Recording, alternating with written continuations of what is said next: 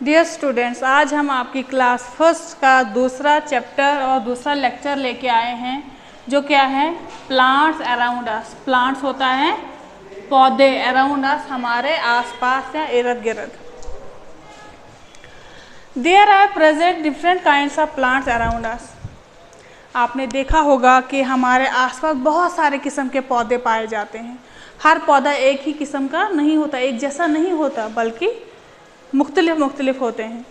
कोई बड़े होते हैं, कोई छोटे होते हैं, कोई बहुत ज़्यादा छोटे होते हैं। ऐसे ही आज हम इस लेक्चर में पढ़ेंगे कि पौधे जो हैं वो किस किस किस्म के होते हैं और कौन कौन से। सबसे पहले है ट्रीज़। ट्रीज़ क्या होता है? Big and strong plants are called trees. मतलब बहुत बड़े बड़े और मजबूत पौधे जो होते हैं उन्हें ट्रीज़, दरख्त कहते हैं।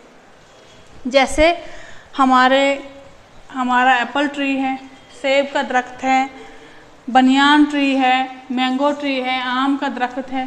ये सारे जो हैं इनको ट्रीज़ कहते हैं। जो भी बड़े बड़े पेड़ आपको दिखाई देंगे उन्हें ट्रीज़ कहते हैं।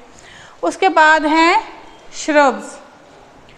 श्रब्स क्या होता है? Small bushy plants are called shrubs. मतलब छोटे छोटे, जैसे हम झाड़ियाँ जिन्हें कहते हैं, झाड़ीदार पौधे जो होते हैं, मतलब छोटे होते हैं और उनकी स्टेम जो होती है वो ज़्यादा वीक नहीं होती है, बल्कि वुडी होती है। जितनी दरख्तों की, ट्रीज़ की जितनी स्टेम मोटी होती है उससे कम मोटी होती है, लेकिन वुडी होती है, उन्हें हम श्रब्स कहते हैं। जैसे रोज़ प्लांट है, गुलाब का फूल का पौधा जो होता है वो भी छोटा ही होता है, झाड़ी जैसा ही होता है। और जैस्मीन प्लांट है। इसके बाद है हर्ब्स, दोज प्लांट विच है सॉफ्ट एंड वीक स्टेम। मतलब वो पौधे जिनकी स्टेम जो होती है बहुत ही पतली और नाजुक होती है। जैसे बहुत ही छोटे छोटे पौधे, जैसे हमारी सब्जियां होती हैं, ये किस में आती हैं? हर्ब्स में आती हैं। इसकी स्टेम जो होती है बहुत ही नाजुक होती है, अगर हम थोड़ा सा उन्हें मोड़ दें तो वो टूट जाती हैं। जैसे हमारा मिंट है, पुदीना का पेड़ होता है, छोटा सा होता है। ओनियन का पेड़ है, राइस प्लांट है, ये सभी हर्ब्स में आते हैं। इसके बाद है क्लाइंबर्स। क्लाइंबर्स कौन से पौधे होते हैं? मतलब बहुत कमज़ोर पौधे जिनको किसकी ज़रूरत पड़ती है? सपोर्ट की, मतलब सहारे की ज़रूरत पड़ती है उगने के लिए, खड़े रहने के लिए जिन्हें सहारे की ज़रूरत पड़ती है, उन्हें क्लाइंबर्स कहते हैं। उनकी स्टेम भी बहुत वीक होती हैं। जैसे हमारे पी प्लांट है, मटर का पेड़ जो है, पौधा जो है, पेड़ नहीं हम पौधा कह सकते हैं, मटर का जो पौधा है वो भी क्लाइंबर्स में आता है।